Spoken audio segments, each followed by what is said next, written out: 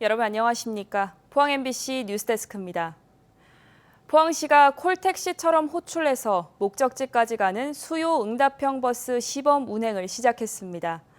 오는 시간에 맞춰 버스를 기다리는 게 아니라 부르기만 하면 달려오고 운행 노선도 승객 수요에 따라 시시각각 바뀝니다. 기존의 노선버스가 부족한 지역의 승객들이 크게 반기고 있습니다. 이규설 기자가 보도합니다. 포항 지곡단지의 한 버스 정류장에서 버스를 기다리는 대신 스마트폰 앱으로 버스를 부르자 버스가 도착합니다. 승객이 탑승지와 목적지를 알려주고 버스를 부르는 수요 응답형 버스입니다. 정해진 노선이나 배차 시간이 없고 인공지능 기술이 더해져 새로운 호출이 오면 버스 노선도 시시각각 바뀝니다. 승하차장 가까운 지점에 호출을 편하게 할 수 있으니까 그런 점들이 굉장히 좋아하시는 것 같더라고요. 포항에선 지난 6월부터 수요 응답형 버스 16대가 남구 지곡단지와 북구 포항융합기술산업지구에서 운행을 시작했습니다. 운행 시간은 오전 8시부터 오후 8시까지이고 시범 운행 기간에는 무료로 이용할 수 있습니다. 현재는 지곡동과 포항융합기술산업지구 내에서 DRT 시스템 테스트를 위해 시범 운영 중에 있으며 향후 블루벨리 산업단지 등으로 운행 지역을 확대할 계획입니다. 현재 수요 응답형 버스를 시범 운행 중인 포항 지곡단지에서는 호출 후 5분 안에 탑승지로 버스가 도착하고 있습니다. 특히 포항에서는 법인 택시회사 16곳이 수요 응답형 버스 16대를 구입했으며 택시회사에서 파견한 기사가 버스를 운전하고 있습니다. 택시업계에서 미래의 수익 사업으로 수요 응답형 버스에 투자하고 있는 겁니다. 어르신 등 디지털 약자들도 편리하게 이용할 수 있도록 보완책도 마련됐습니다. 고객센터를 통해서 앱을 좀 호출할 수 있게끔 해드릴 예정이고요. 그다음에 마을회관이라든지 이런 곳은 저희가 키오스크나 아니면 호출벨 같은 걸 도입해서 수요 응답형 버스 사업을 함께 추진 중인 포스코홀딩스는 시범 운행 데이터를 경상북도로 넘겨 타보소 버스를 경북 전역으로 확대할 예정입니다. 수요 응답형 버스 이외에도 포항형 택시 호출 플랫폼 사업과 수익 공유형 택시 지분 광고 사업을 함께 추진해 포항의 교통 인프라를 혁신한다는 계획입니다. MBC 뉴스 이규설입니다. 경상북도는 경북 독립운동 기념관에서 제113주년 경술국치 추념 행사를 열고 국권 침탈의 아픈 역사를 되새겼습니다. 추념 행사에는 도내 광복회원을 비롯해 이용수 경북 북부 보훈지청장 등 100여 명이 참석했습니다. 경상북도는 추념사에서 국권을 다시 회복하기 위해 우리 선조들의 큰 희생이 있었다며 순국선열과 애국지사들의 나라 사랑 정신을 기리는 사업을 확대하겠다고 밝혔습니다. 정의당, 녹색당, 민주노총 등 경북 지역 정당, 시민, 노동 분야 43개 단체로 구성된 경북시국행동이 오늘 경북도청 앞에서 출범식을 갖고 윤석열 정권의 퇴진을 요구했습니다. 경북시국행동은 출범식에서 윤석열 정권이 일본 핵 오염수 투기에는 일본 정부 편만 들고 있고 재해에 시달리는 농민, 어민의 피해에 대해서 눈 감고 있다고 규탄했습니다. 시국행동은 다음 달 16일 경북 민중대회를 통해 다시 한번 정권 퇴진 요구를 이어가겠다고 밝혔습니다. 포항 오천읍과 맞닿은 경주 암곡동은 지난해와 올해 연거푸 태풍 피해를 입었습니다. 암곡동 바로 아래 덕동호가 있지만 소하천에 오랫동안 토사가 쌓여서 불어난 물이 제때 빠지지 못하기 때문입니다. 포항 쪽에는 냉천 복구 사업이 본격화됐지만 경주는 아직 응급 복구에 그치고 있습니다. 장미쁨 기자가 보도합니다. 거친 물살이 하천을 휘돌아감고 하나 있는 진입로는 무너져 내렸습니다. 뜬 눈으로 밤을 새운 주민들은 결국 대피소 신세를 졌습니다. 밤새 매가요. 6시 돼가 저 위에 저 무장선 식당 그 집 새로 지었는 집에 있다가 그래 또 경찰들가 와가 그거 있으면 안 된다 캐가 일로 왔는데 벌벌 떨리고. 덕동댐 위쪽에 있는 상류 마을인데도 비만 오면 강물이 넘쳐 마을 100여 가구 주민들이 큰 피해를 입고 있습니다. 주민들은 하천 제방 공사도 중요하지만 강물이 댐으로 제때 빠지지 못하고 있다고 입을 모읍니다. 알고 보니 마을을 흐르는 강물이 그대로 덕동댐으로 들어가는 것이 아니라 중간에 형성된 퇴적물 2만여 제곱미터에 가로막혀 있습니다. 20여 년간 3m 가까이 쌓인 이곳을 준설할 필요가 있다는 것이 주민들의 요구입니다. 덕동천 강으로 내려오는 물들이 덕동댐으로 이제 원활하게 유입이 되어야 되는데 이 지역에 하류 지역에 내려오면 유속이 완만해져 버립니다. 바닥에 퇴적토가 많이 쌓여 있다 보니까 경주시는 강바닥 준설은 절차가 복잡해 어렵다며 뒤늦게 배수로를 설치해 물길을 넓히겠다고 밝혔습니다. 하천 준을 복구를 해도 하류적 유사 때문에 물이 못 빠진다고 하면은 그 부분 수로를 내서 덕동댐으로 원활하게 빠질 수 있도록 할 수 있겠다 싶습니다. 앞으로 더 강하고 독한 태풍이 예보되는 가운데 수해가 반복되는 지역에 대한 면밀한 예방 대책이 필요하다는 지적입니다. MBC 뉴스 장미쁨입니다. 올해 대구 경북의 가을철 기온이 평년보다 높을 거란 전망이 나와 가을 태풍에 주의가 필요합니다. 기상청이 발표한 대구 경북 2023년 가을철 기후 평년과 계절 이슈에 따르면 9월은 평년 기온인 19.8도에서 20.4도보다 높을 확률이 50%인 걸로 나타났습니다. 기상청에 따르면 2011년부터 2020년까지 최근 10년간 가을철 태풍 발생 평균 빈도는 9월 5.3회, 10월 3.7회, 11월 2.2회로 평년보다 빈번해지고 있으며 지난해 9월 6일 포항을 휩쓸고 지나간 흰남노도 대표적인 가을철 태풍입니다. 오늘 경북도 의회에서 올해 4번째 도정 질문이 진행됐습니다.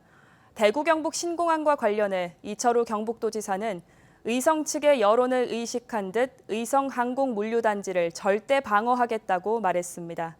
또 산사태 피해 보상이 부족하다는 지적에는 사유재산을 국가가 전부 보상하긴 어렵다며 사전에 피해를 예방할 수 있는 방법을 강구하겠다고 밝혔습니다. 김서현 기자입니다. 지난주 대구 경북 신공항 민간공항의 밑그림이 공개된 가운데 도의회 도정 질문에선 경상북도의 후속 조치 필요성이 제기됐습니다. 특히 공항 신도시가 들어서는 의성과 그 배후 지역 개발을 통해 신공항 효과를 선점해야 한다는 주문이 나왔습니다. 우선 의성에 들어설 공항 신도시를 인프라가 구축되어 있는 기존 시가지와 연계하여 조성하지 못한다면 공항 신도시가 조기에 정착되기는 어려울 것입니다. 이철우 경북도지사는 의성의 항공 물류 기능과 배후 지역인 구미의 산업 연구 개발 기능을 하나의 공항 경제권으로 엮겠다는 구상을 밝혔습니다. 화물터미널 위치가 군위로 기정사실화되면서 의성 주민들의 반발을 의식한 듯한 발언도 이어졌습니다. 이 의성에서도 많은 의문을 제기하는데 물류단지는 의성에 하기로 약속을 했었습니다. 그런데 군위에도 물류단지를 만든다는 이야기를 자꾸 하는데 이거는 약속대로 지키도록 절대적으로 방어하도록 그렇게 하겠습니다. 지난달 집중호우로 아픔이 컸던 경북. 특별 재난지역으로 지정돼도 사실상 국비 보조 비율만 늘 뿐 실제 피부에 와닿는 피해 복구비 지원은 크게 부족한 현실이 도마에 올랐습니다. 공공시설 복구 지원에만 치중된 제도의 한계로 주민들이 입은 피해를 모두 보상해 주지는 못합니다. 따라서 정부의 지원만을 바랄 게 아니라 경북도가 더 적극적으로 피해 지원에 나서야 합니다. 모든 자연재해에 대한 개인 피해를 다 지원해주는 그런 복지국가는 힘든다고 생각합니다. 우선 인명피해를 막기 위해서 대피가 최고다. 예천, 문경, 영주, 봉화 지역에 대피 마을회관 이거를 특별히 만들어서 시범을 보이려고 합니다. 국민의힘 황명강 도의원은 지진 등 재난 위험이 높은 경주권의 응급의료 이용 유출률이 70%에 달한다며 권역 응급의료센터 지정 등을 촉구했습니다. 경주 시민들은 지진 등의 재난으로 혹여 방사능 유출 피해가 발생하지 않을까 불안 속에서 살고 있습니다.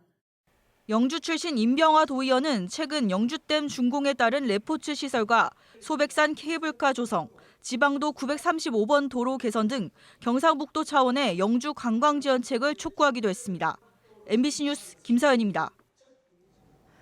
숨진 서울 서희초 교사의 49제가 다음 주 월요일로 다가왔습니다.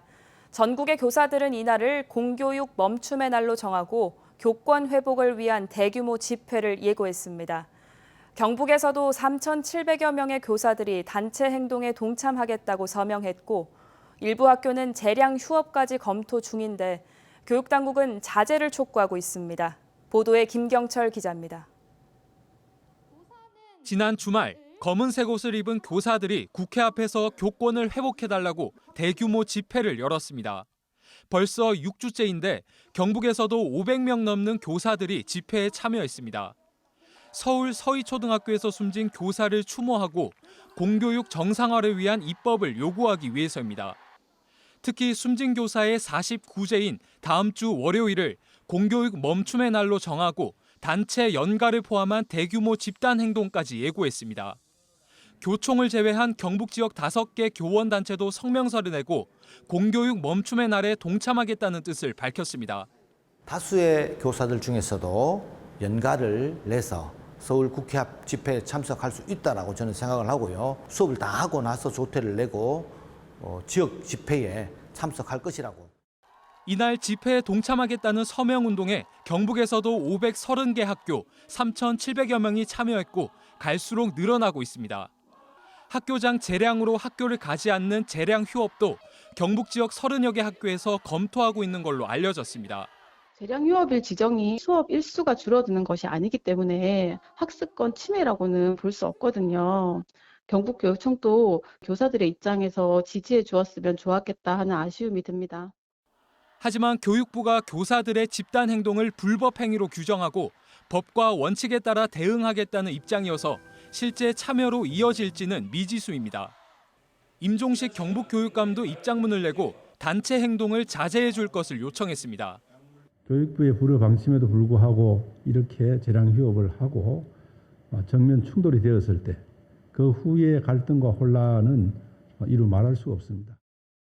이런 가운데 경북 지역 6개 교원단체는 내일 교육권 보장을 위한 대책 마련을 촉구하는 공동 기자회견을 열 예정이어서 교육계의 혼란은 계속될 전망입니다. 경북교육청은 현재까지 공식적으로 재량 휴업에 들어가는 학교는 없다고 밝혔지만 아직 시일이 남아있는 만큼 상황을 면밀히 주시하고 있습니다. MBC 뉴스 김경철입니다. 경북교육청은 교육부의 학교 복합시설 공모 사업에 7건의 사업을 신청했다고 밝혔습니다. 학교 복합시설 공모 사업은 학교와 지역에서 필요한 교육, 돌봄, 문화, 체육시설 등을 복합적으로 설치하는 사업입니다.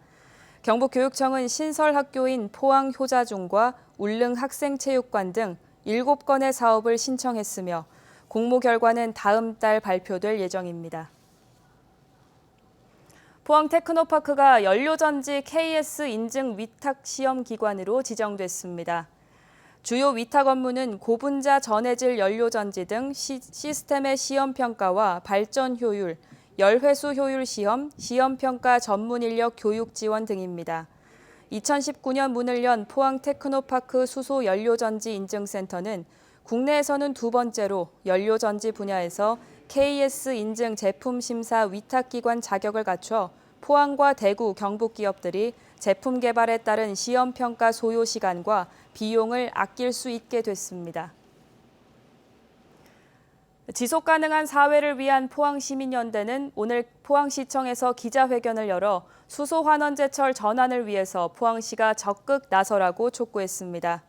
유성찬 소장은 기자회견에서 탄소 중립 경제는 국가 생존의 과제라며 포스코의 수소 환원 제철소 건립이 철강 산업 경쟁력과 직결되는 만큼 지원 법률 제정에 앞장서겠다고 밝혔습니다.